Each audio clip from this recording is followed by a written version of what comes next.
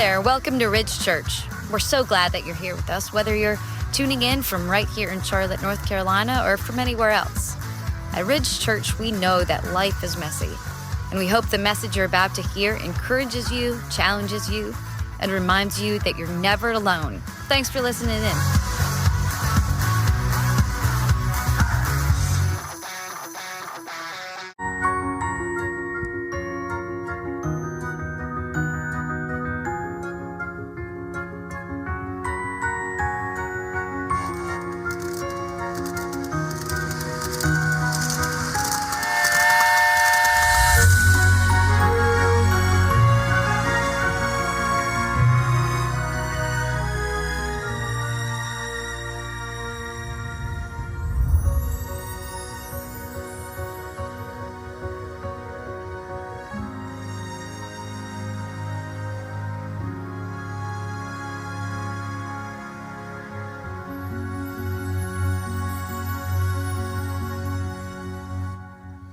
I want you to think about, as we get started, I want you to think about the moment when you leave the event, like some kind of concert or a sporting event or one of those joyous amusement parks like Disney World, the happiest place on earth with the most crying kids. You leave one of those places and you head to get your car. You're in the parking lot or the parking deck, and then that fateful moment where you hear something like this. You know what I'm talking about? Like collectively, like it happens everywhere. You start to see all the lights flashing, start to hear all the horns going off. Do you know what that moment is? You know what's happening there? No one? They're lost. Like one of two things. You're either actually lost or you lost your car. Like one of the two. The car that you actually parked, right? The one that you left there. Now, depending on what event you left or what concert it was, maybe inebriation might contribute to the lostness in the parking lot. Maybe not like after a Chris Tomlin concert, but like some stuff, right? But there's this like moment, like any major event when you leave, parking deck, parking lot, there's this moment that is just like a collective pandemic of lostness, like where people just don't know where they are or they don't know where their car is. I remember one time this happening to me early on. I remember going to a Panthers game many years ago, back when they still used to win. It was great. And I went uptown. Somebody gave me tickets. It was like a game where I could just barely do the second service, and then I could make it up there. A friend was going to meet me there. I had never driven and been to the stadium by myself. And so I went and I found a parking deck pretty close by. Those are expensive. I parked in the parking deck, kind of rushed in to get to the game. And then when I came back out, and I'm pretty thorough about this because I know that I'm directionally challenged. So I take pictures of the parking deck and where I am. So I was on parking deck 4. I knew that. So when I came back out, I got to parking deck 4, and I did 2 laps around this thing. And I literally could not find my car anywhere. I'm I'm doing the horn thing, all the stuff. And then finally I realized, I look at my phone, I'm looking, and I realize I'm in the entirely wrong parking deck. I'm not even in the right one. The one I parked in is literally down the street somewhere, right? Now, I realize that from this point forward in the message, some of you feel like you cannot trust what I say, and I deserve that, right? I have a little bit of directional challenge. But this is a reality. Sometimes in life, sometimes in real stuff, sometimes in small stuff, sometimes in big stuff, you just kind of lose your way a little bit. You get lost, right? So here's what I want to give you. As we get started this morning, I want to give you 2 interesting things, and this will help frame out where we're going this morning. 2 interesting things about the nature of being lost as we get started. The first one is this: we are often lost long before we realize it. We're often lost long before we realize that we're actually lost. And the second thing is this: the moment that we realize that we're lost is not the moment we actually got lost. In other words, I think about it this way: I was lost when I left the stadium. I just didn't know it yet. I actually was probably lost the time I got out of my car. I just didn't know it yet. But then there's that moment where I'm standing in parking deck on parking level number 4. There's that epiphany moment that I realized that that's not the moment I got lost. That's just the moment that I realized that I was lost. And by that time, and this is true of us too, by that time, I had been lost for a really long time. And so let me just say, in case you're wondering, this is not a sermon series on how to navigate parking decks or parking lots. You guys, it's not hard to make the jump to recognize this is the nature of our life as well. Sometimes the dynamic is this. It's true in our spirituality. It's true in relationships. It's true in our direction in life, that sometimes we're lost long before we realize it. Like, and the same thing is true on the second thing I said. The moment we realize we're lost is not the moment we actually got lost. Like, I'll give you an example of this. Like in your marriage, perhaps somewhere along the way, or relationship, it gets off track. Like you find yourself sitting with a divorce lawyer. That is not the moment you got lost. That's the moment that it was pronounced at a new level. That's the moment that it became real in public in a new way. The moment that someone gets a DUI, that's not the moment that there's a problem. That's just the moment it becomes public in a brand new and different kind of way. I've seen this for years. Like I've had the privilege of journeying with a lot of just organizational leaders and marketplace leaders and business leaders and entrepreneurs. And I've watched this, and it's easy to see from the outside when you're looking in on someone else's life. It's really difficult to see when it's your own life. But I've seen these realities where someone's morality, perhaps the word that we would use for it would be character, where something shifts. Like someone, as they start off in their career, in their journey, they start off with like high moral character. They start off like doing the right thing. And then somewhere along the way, like you don't even know it, because we don't know when we go from being not lost to being lost. The moment is oftentimes kind of veiled to us. But somewhere along the way, that person who started off doing all the right thing in the right way in their marriage and their work and whatever it was at school, in the career, all of a sudden things seemed like they started to drift. Like maybe it wasn't like earth-shattering or some major thing, but it was like just slightly, like just a little cutting of corners, right? It's just a little normalizing of some behaviors.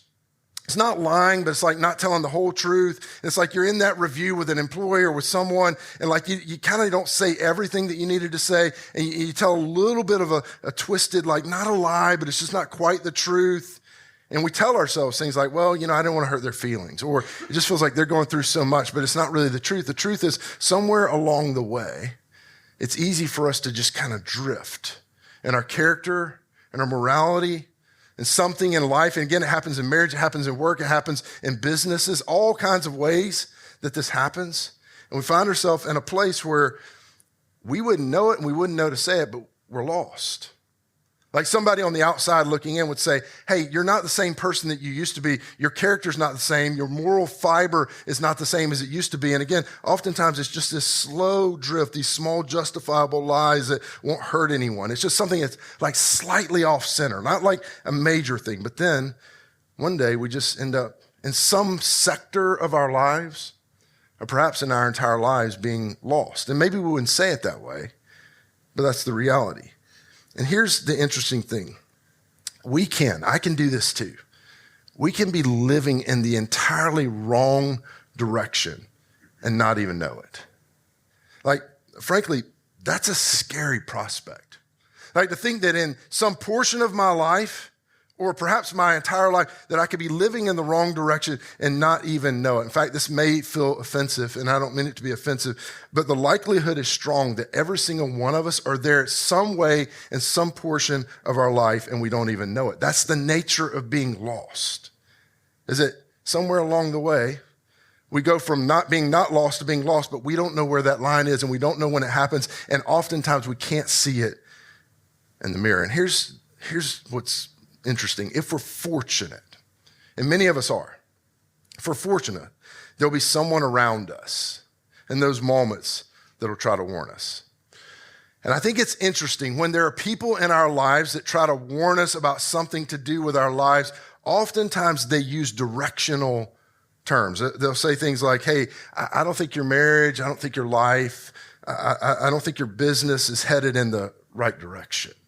It's directional terms. They'll say things like, hey, I don't know, maybe it's none of my business, but I feel like something in your life, something in your relationship, something in the way that you're thinking about business transactions, something about how you're thinking about the bigger picture, something just you need a little bit of a turnaround. Perhaps your life needs a turnaround. And here's what we say: I'm fine. Oh, thanks. Just pray for me. I'm fine though. But oftentimes we're not. 3,000 years ago, 1,000 years before Jesus, we're going to get to where Jesus arrives in the scene before we end today. But 3,000 years ago, there's a guy by the name of Solomon. He was known for his immense wisdom. In fact, we did a series not too long ago talking about just Solomon's wisdom. Be a really good study for you to go through if you're in a small group or kind of starting your journey. But he pronounced wisdom in every direction. And you would think that over the generations, over 3,000 years, we've collected so much knowledge in so many fields, and we've made so many advancements. It would make sense that at some point you would think that we would evolve past some of the kind of decisions and some of the behaviors and some of the things that were present 3,000 years ago. But it's interesting when I'm going to read that Solomon said over 3,000 years ago, it was not only true then, it's true now. And this is what he said. He said, there is a way. It's directional terms. There is a way which seems right to a man. To which all the women in the room go, we know how this sentence ends, right? And let me just say, this is, when he says man, he's talking about mankind. He's talking about humans. In other words, this is what Solomon is saying. 3,000 years ago, this is the wisdom that he's dropping. He's saying, there is a way that seems right to a human. In other words, if you're a newlywed, there is a way that it seems right for you to navigate life. For you, if you're a young business leader, there's just a way that seems like the right way to do things, the right way to interact in the office. If you're in the C-suite, there's a certain way that you lead meetings. There's a certain way that you lead the organization. There's a way that seems right to you. Whatever your vein of life is, there is a way, and this is what Solomon is getting at. There's a way that you and I have chosen to live our lives. There's a way I've chosen to live my life. There's a way that you've chosen to kind of entertain yourself. What is the entertainment value for you, for your family? There's a way that you've chosen to parent. There's a way that you've chosen to budget. There's a way that you've chosen to drive, which if your spouse would have the opportunity would tell you it's not the right way, right? There are all these ways of life, all these things. If you're a teenager, there is a way that you have chosen to live, and it always involves a phone, right? There's a way. This is what Solomon's saying. There's a way that we have chosen to live. And here's the thing about the way that you've chosen to live and I've chosen to live. Guess what? It seems right to you. That's why you chose it. That's why I chose it. Maybe you crowdsourced some of it. It felt like what the other successful people in your world or arena or other successful parents were doing. There's a way that you've chosen to do all these things, and it seems right to you. But here's what Solomon is saying. Just because it seems right doesn't mean that it is right. He says the way that you have chosen to navigate your life, the way that I've chosen to navigate my life, just because it seems right doesn't mean it is. He says there's a way which seems right to a man. And then he says this, but its end is the way of death. Merry Christmas, right? Like, this seems extreme, doesn't it? Like, this is a moment where it's like, it seems like Solomon, maybe you're being a little dramatic to just jump, like there's a way which seems right to a man, but its end is the way of death. This is what he's saying. He's saying that sometimes the way that seems right to us, and it's true that at different seasons of life, we saw things in a different way because of our perspective. Perhaps before you had kids, after you had kids, before you had grandkids, all the different seasons of life, we see things different.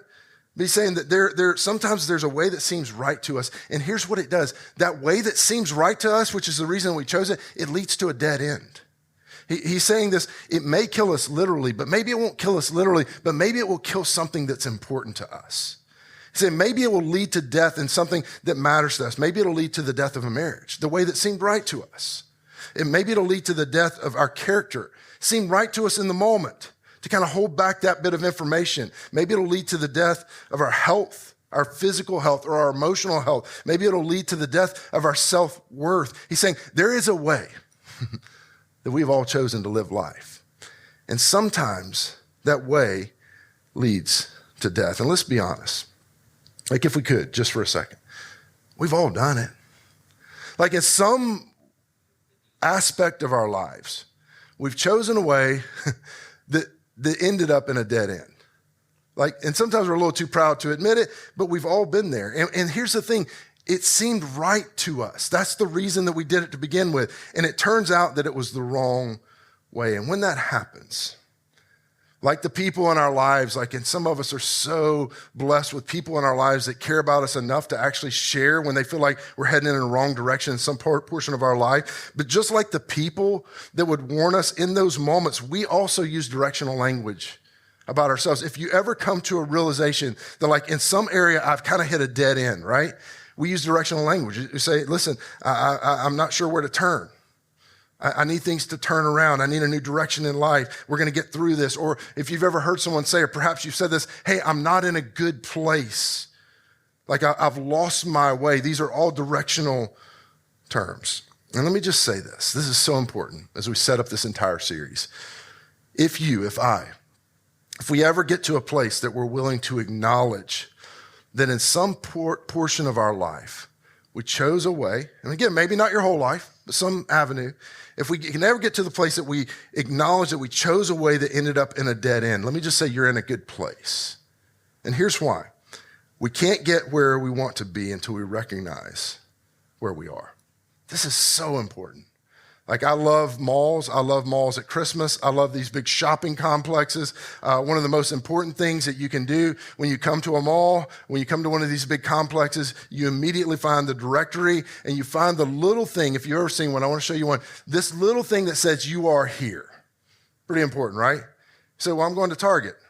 Well, you don't know how to get to Target unless you first know where you are.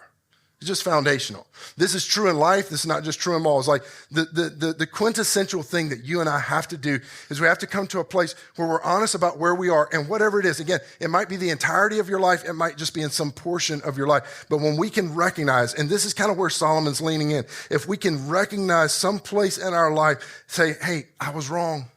Some place in our life we say, hey, I lost my way.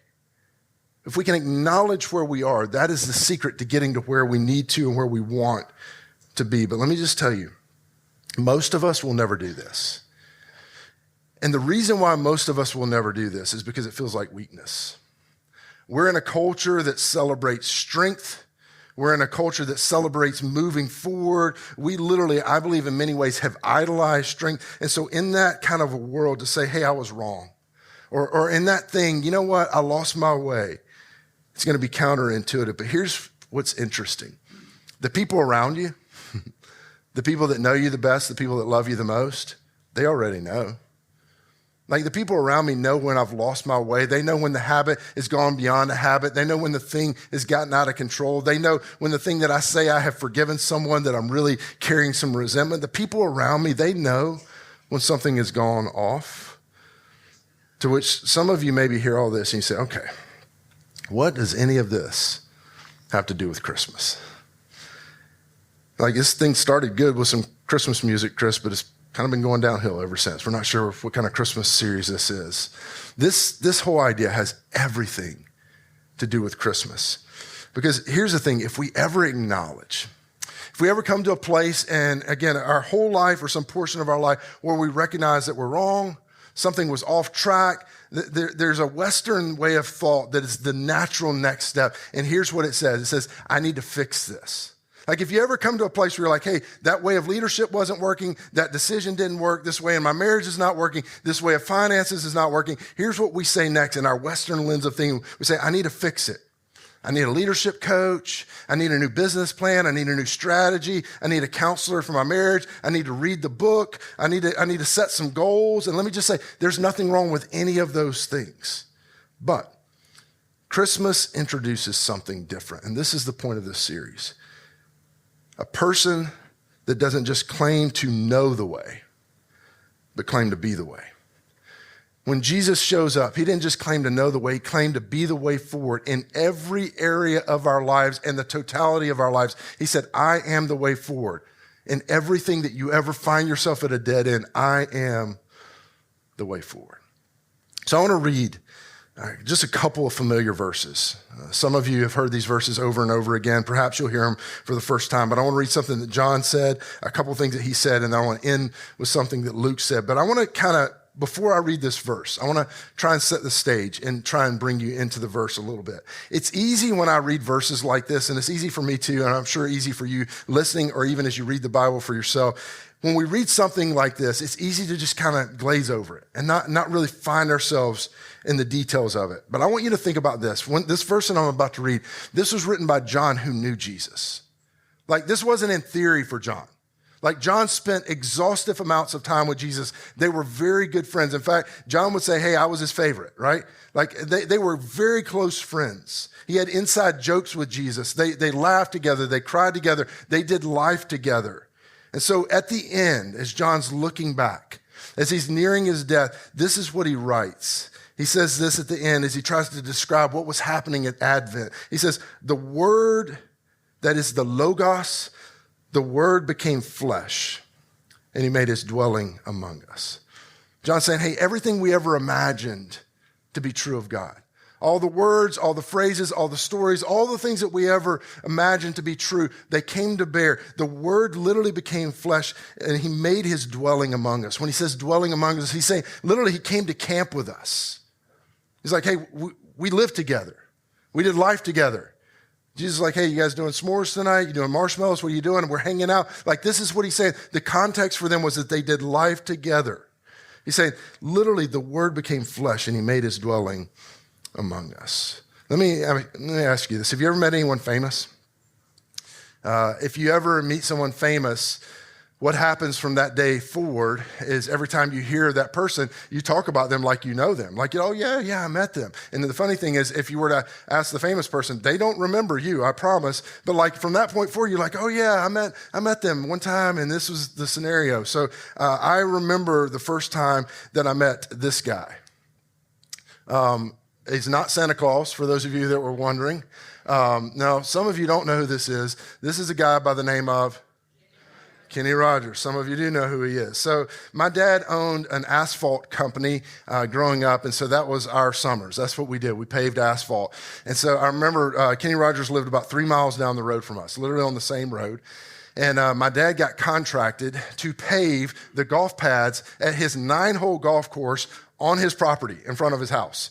That's a different kind of way to live, all right? So we were there. We were paving. All of us were there. We're paving, and my dad goes missing for a little while, and we didn't know where he was. And all of a sudden, we see a golf cart coming over the path and over the hill, and Kenny Rogers is driving, and my dad is sitting in the golf cart with it. So they come over, he gets out, he introduces us all to Kenny Rogers, and it was absolutely life-changing. It was like, it's the coolest thing ever, right? You know, now some of you have no category for this. This is like, you feel nothing. You're like, I don't even know who that guy is. But a lot of you do, and I'm going to prove it, and I need you in the cafe to help as well. Here's how I'm going to prove it. You got to know when to hold them. Know when to.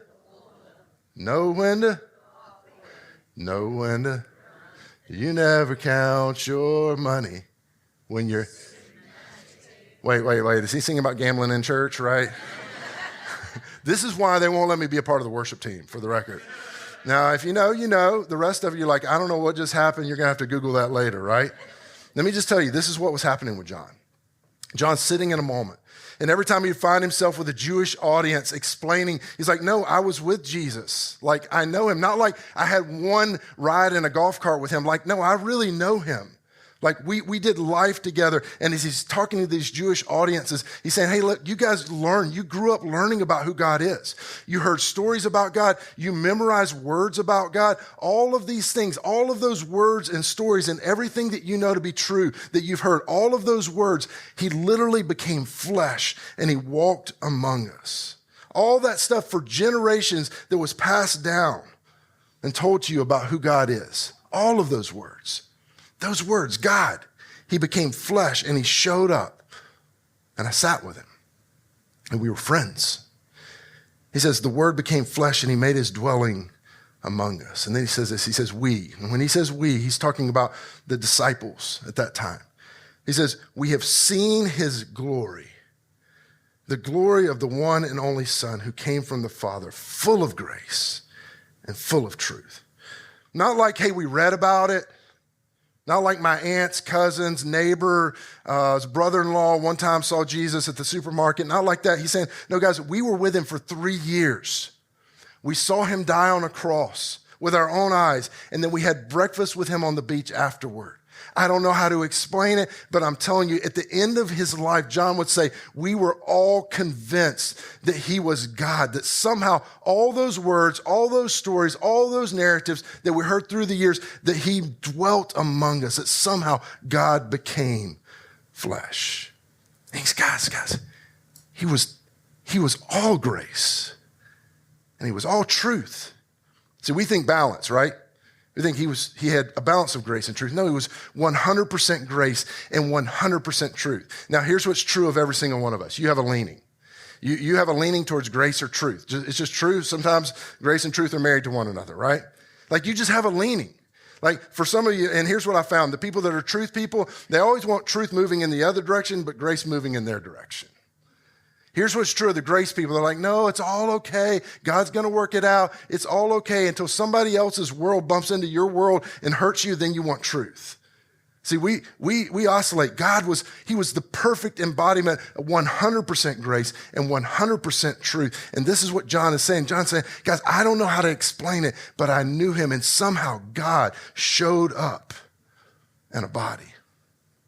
And these guys that all believed this, these guys that had seen Jesus. At the end of the story of Jesus on earth, there's this one scene where they recorded something really interesting. It was the night that Jesus was arrested. And in that night, there's this interesting conversation. You can go back and read it for yourself. It's in John chapter 14. But in this conversation, Jesus tells them, he says, hey guys, I'm leaving. And they say, well, where are you going? He's like, well, you know where I'm going. They're like, no, we don't know where you're going. And there's this really funny exchange. And in the middle of it, Thomas finally is like, all right, time out. And John records it. This is what Thomas says. He finally says, Lord, we don't know where you're going. Like you keep saying you're going somewhere. We ask you where, and you say, we know the way. Lord, we don't know. Like, Lord, we don't know where you're going. So how can we know the way? Directional terms. It's like, God, we don't, like Jesus, you say we know, we don't know. And I don't know. The scriptures don't tell us. But I wonder in that moment if Jesus kind of smiled, kind of shook his head. He said what was one of the most famous things that probably even if you haven't grown up in church, you've heard. He said this. He said, I am the way. Like I said, I am the way. The way to what? Everything. I'm the way forward in your marriage. I'm the way forward in your business. I'm the way forward in your finances. I'm the way forward in your morality. I'm the way forward in your eternity. I'm the way forward in every single thing in life. And here's the thing, when I lose my way, when you lose your way, you know what we want to do? We want to fix. We want to fix it. We want to Google it. We want to search it. We want to get a leadership coach. We want to get a plan together. We want to fix it. And Jesus says, hey, there's something better. God says through Jesus, there's something better than a fix. A follow is better than a fix. He says, I am the way forward. I know you want to fix it. That's my tendency. I want to fix it. He says, but a follow is better. Listen, when we have a way that seems right to us, seems right to Chris. I mean, this seems like the right way to do it, right? It just seems right. When we have a way that seems right to us and it dead ends, just give it time. If you haven't been there, some arena of your life, some sector of your life, you'll find yourself at a dead end. When we have a way that seems right to us and we find ourselves at a dead end, instead of fix it, here's what God would say through Jesus. He says, follow. Because I am the way. When you follow me, when you follow my teachings, when you follow my example, when you follow me, it is the best pathway through life at every turn. As we think about Advent, the reason that the angels, when they come on the scene, when they say, look, we have great news. This is great news of joy. This is great news for every generation. The reason that they say they have good news for every generation is because Jesus' way is the way that you and I were designed to live. It is the best way for us to live our lives. We're all created to live in this way. So who should I follow? Is a better question than what should I fix? And my tendency, 100% of the time, is to go to what should I fix first. Most of us. This is the idea. Who should I follow? Is a better question. But let me tell you why this is hard. Because it means surrender. And again, in a culture that idolizes strength, surrender feels like weakness. It's this idea like whether it's popular or not, The pathway forward begins with surrender. Like if Solomon's right about what he said, it's not if, it's when we hit a dead end. Like it's going to happen at some point. He said, like we've all got these ways that seem right to us, and then the end there's a dead end. If Solomon's right, it's coming. Perhaps some of us are in it in some arena of our life, and in that moment, we finally realize it, and we can be honest about it. The way forward is to say, Jesus, what do you want me to do? Jesus, what did you do?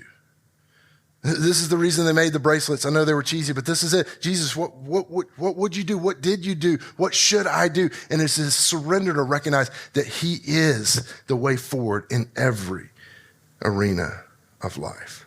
Because in that moment when your marriage isn't what you thought it was going to be, in that moment where things are going off the rails and the business transactions or whatever it is, or your morality, in that moment where you hit a dead end, it's because you and I do what we do. We did what seemed right to us. This story, the story of Advent, is remarkable. I want to read it. I want to read what Luke wrote about this as we wrap up this morning. Luke was a historian. I love it when he uses these details. And if you ever wonder why, it's because he wanted people to know, just like John, like, guys, I'm not just writing a historical story. I'm not just capturing something. This happened. Like he shares details and names and specifics because he wants us to know this is not a fairy tale. This happened in human history. Luke chapter 2, verses 1, this is where he starts off. Verse 2, actually. He says, in those days, Caesar Augustus issued a decree that a census should be taken of the entire Roman world. This was the first census that took place while Quirinius was governor of Syria. And everyone went to their own town to register. So Joseph also went up from the town of Nazareth in Galilee to Judea, to Bethlehem, the town of David. All these details, because he belonged to the house and the line of David. Luke's saying, hey, listen, guys, fact check me. Go look at it. You'll see all of this stuff is recorded in history. He went there to register with Mary, who was pledged to be married to him and was expecting a child. While they were there, the time came for the baby to be born. She gave birth to her firstborn, a son. She wrapped him in clothes and placed him in a manger. Like, finally, we talked about the manger. Because there was no guest room available for them.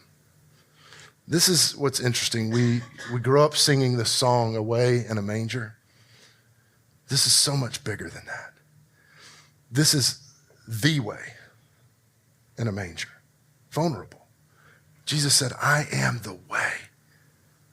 John's saying, guys, I don't know how to explain it, but he became flesh. He dwelled among us. I'm telling you, I knew him, and I'm convinced that he was God. This is the miracle of Advent. Is it God, at Christmas, this is what we celebrate, that God became a man. Why? In order to show us the way. And what? And everything. He is the way. Following Jesus. And I know this is what it feels like a preacher should say, but I'm a preacher because of this. I'm a follower of Jesus because of this. Jesus is the GPS hack to life. Like, I will not promise you that following Jesus will be easier, because it's not always, but I will promise you it's better. There are twists, there are turns, there are unexpected things in following Jesus, but it's always better. So I want to close with this. If in some way, shape, or form, some portion of your life, if you were to get gut level honest, you've lost your way. If you've tried it your way and it didn't work out and you found yourself at a dead end. And again, the crazy nature of being lost is sometimes we don't realize that we're lost. We don't know when we cross the line from being not lost to being lost. But if you know, in some arena of life, then I want to encourage you, just a simple prayer. Jesus, will you show me? Will you show me your way? Jesus, I surrender. I tried my way. Will you show me your way? I want to follow your way. Jesus, I want to follow you. A prayer of surrender like that will be one of those powerful things that we can ever do. We're going to pick up there next week, but I want to pray for us. God, thank you for your grace and your mercy. I just am overwhelmed by the reality that of all the ways that perhaps this could have played out, that you chose to walk among us, that as we celebrate Advent, as we celebrate this season, it's a celebration of the fact that Jesus became our example. Jesus became one of us to show us the way forward. And I just pray in this room, God, for any of us that in any way in our lives, God, perhaps the entirety of the direction of our lives or our eternity, we feel a little bit lost or at a little bit of a dead end. Give us the courage to surrender that portion or all of our lives to you. And God, I pray as that happens that you would shed light on our path and bring clarity. We love you. In Jesus' precious and powerful name we pray. Amen and amen.